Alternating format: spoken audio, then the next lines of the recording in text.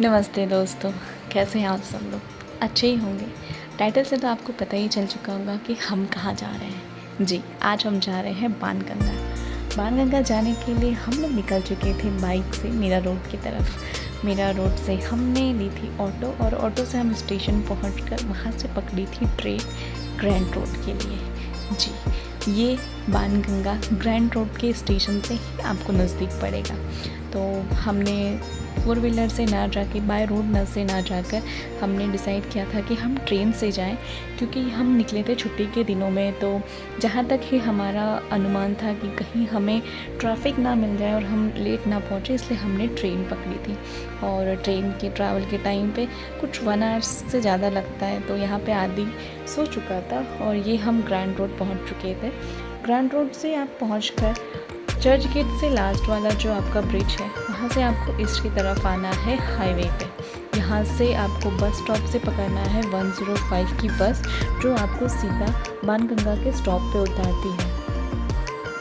105 number की बस पकड़ के आपको बालकेश्वर स्टॉप पे उतर जाना है और बालकेश्वर स्टॉप से विदिन 2 मिनट्स के अंदर ही है ये बाणगंगा स्थित। अगर मैं घाट की बात करूं तो आपके मन में पहली जगह कौन सी आती है? बनारस ना। और अगर मैं ये कहूँ कि बनारस की जगह मैं आपको मुंबई में घाट दिखाती हूँ तो जी, मैंने भी यही एक्सप्रेशन दिया था। कैसे? तो चलिए मैं आपको एक ऐसी जगह पे ले चलती हूँ जो है मुंबई में लोकेटेड, लेकिन बना है बनारस के ऊपर से। उसे यहाँ का मिनी बनारस भी कहा जाता है।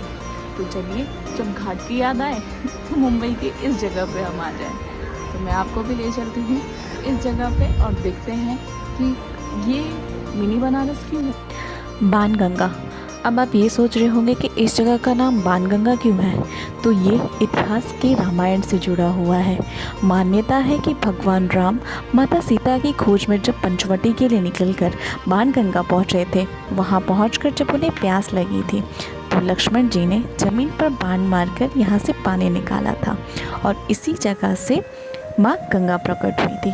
इसीलिए इस जगह का नाम बाणगंगा है।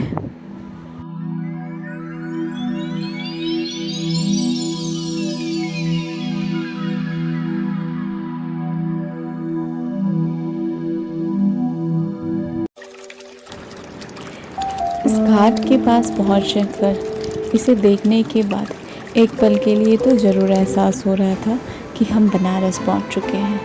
जी, ये बनारस से काफ़ी मिलता जुलता बना हुआ है और काफ़ी सुकून और शांति वाली जगह भी है। और इस घाट के आसपास आपको बहुत सारे मंदिर के दर्शन करने के लिए मिलेंगे, जैसे कि ये श्री वेंकटेश बालाजी महाराज का मंदिर है। यहाँ पे बालाजी महाराज की बहुत सुंदर मूर्ति रखी है। महालक्ष्मी माता जी का भी मंदिर यहाँ पर है।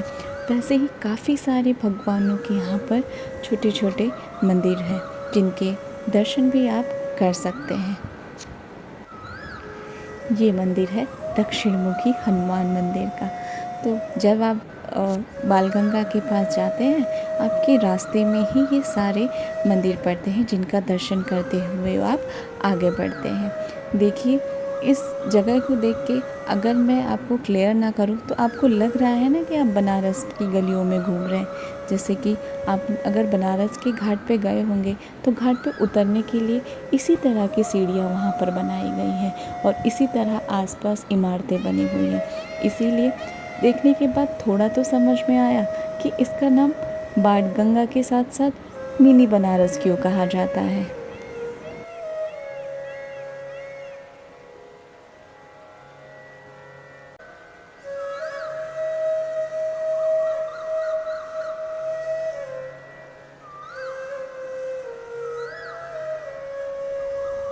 आप में से किसी को पता है कि ये पानी कहाँ से आ रहा है?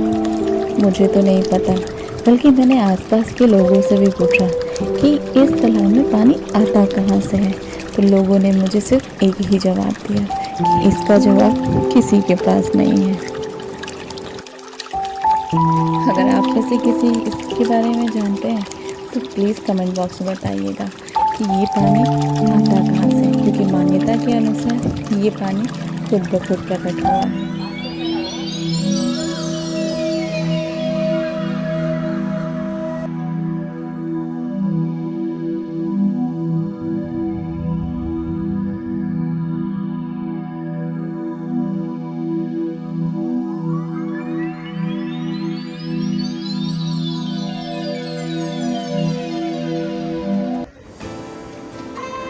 उड़ते कबूतरों को देखकर, पानी में मछलियों के देखकर, आसपास इतनी शांति देखकर मैं तो इस पानी के साथ बैठ के खेलने लगी, जहाँ पर मुझे बहुत सारे बतख भी देखने को मिले। तो ऐसी जगह जाने का मन किसका ना करे। और यहाँ देखिए हमारे छोटे महाराज शिव जी की पूजा करते हुए। और ये मछलियाँ देखिए, यहाँ पे मैंने बतखों को दाने भी दिए, क्योंकि लोग यहाँ पर आके सुकून से बैठ के इन्हें दाने दे रहे थे, तो साथ ही साथ मैंने भी दे लिया। और जैसा कि मैंने आपको कहा कि हम में से किसी को नहीं पता ये पानी कहाँ से आता है, तो मुझे थोड़ा शक था। फिर मैंने आगे क्या किया तो मैं आगे बताती हूँ।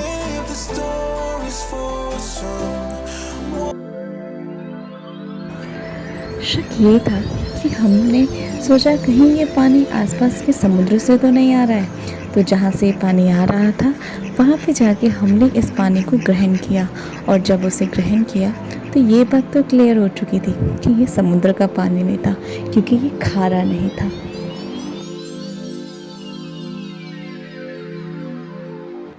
क्या आप जानते हैं कि इस दिवाली जो गई है यहाँ पर गंगा आरती हुई थी, और क्या भव्य गंगा आरती हुई थी, और इसके बारे में आप गूगल भी कर सकते हैं। और ये देखिए इनके पास परशुराम जी का भी मंदिर है। यहाँ की गलियों ने भी मुझे बनारस का याद दिला दिया। मैं बार बार बनारस का इसलिए कह रही हूँ क्योंकि मैं बनारस से हूँ, और मुझे पता है कि बनारस की गलियाँ कितनी प्यारी हैं, और उसी तरीके का यहाँ पर भी मुझे अनुभव हो रहा था।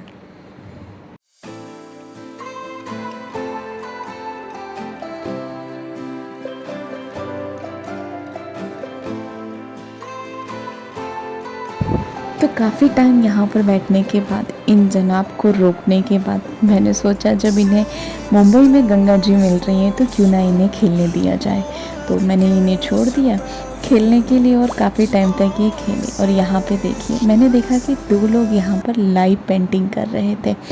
और सबसे बड़ी बात, अगर आप बाणगंगा जा रहे हैं तो रामेश्वर मंदिर का दर्शन ज़रूर करना, जो घाट से ही लगकर है।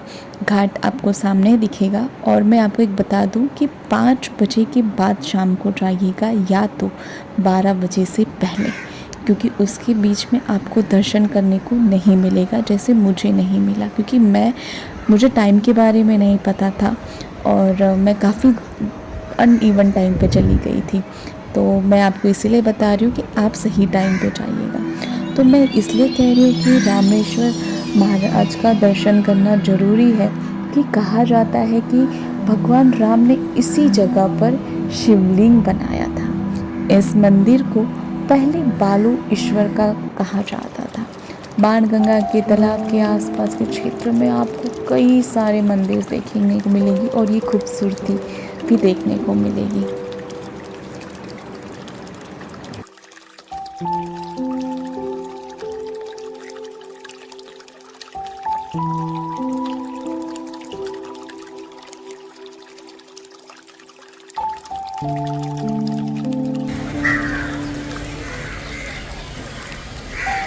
तो देखा आपने, मुंबई में आपको मैंने मिनी बनारस का दर्शन करवा दिया।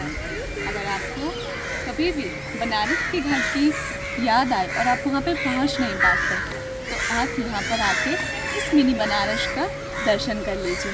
आपको थोड़ा सुकून तो ज़रूर मिल जाएगा। और आप रहिए हमारी मिनी बनारस के साथ। हम चलते हैं एक नई जगह पर। तब तक के लिए इस चैनल को लाइक, शेयर और सब्सक्राइब करना मत भूलना। टाटा।